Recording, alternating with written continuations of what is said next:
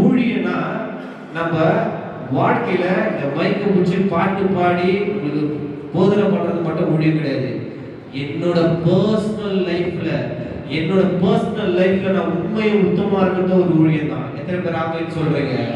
நம்ம அந்தரங்க வாழ்க்கையில என்னை யாருமே பார்க்கல, நான் யாருமே என்கிட்ட இது கேட்க மாட்டாங்க, நான் என்ன பாவம் செஞ்சாலும் யாருக்கும் தெரியாது நம்ம இருப்போம்.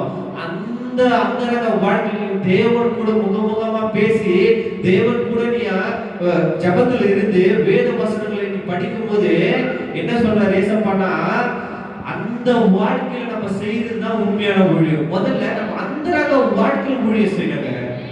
வெளிப்படையான ஊழியத்தை தவிர அந்தரங்க வாழ்க்கையில் ஊழியம் செய்யணும். உன் வாழ்க்கையில ஒவ்வொரு நிமிஷமும் தேவனுக்கு ஒரு நல்ல ஊழியக்காரனா இருக்கணும், நல்ல சர்வெண்டா இருக்கணும், நல்ல வேலைக்காரனா இருக்கணும். அதை விட்டு நான் 4 பேர் பார்க்கும்போது நல்லா ஜெபம் பண்ணுவேன், 4 பேர் பார்க்கும்போது நான் பாட்டு பாடுவேன், 4 பேர் கூட நான் பைபிள் வாசிப்பேன் பெருமை நாம் உங்களுக்குள்ள இருந்தனா தேவ ஆவியானவருடைய பிரசன்னம் உங்களுக்குள்ள இருக்காதுங்க. அது பெருமை வந்தாலே சாத்தான கூட இருக்கான்னு அர்த்தம். எத்தனை பேர் விசுவாசிக்கிறீங்க? அல்லேலூயா.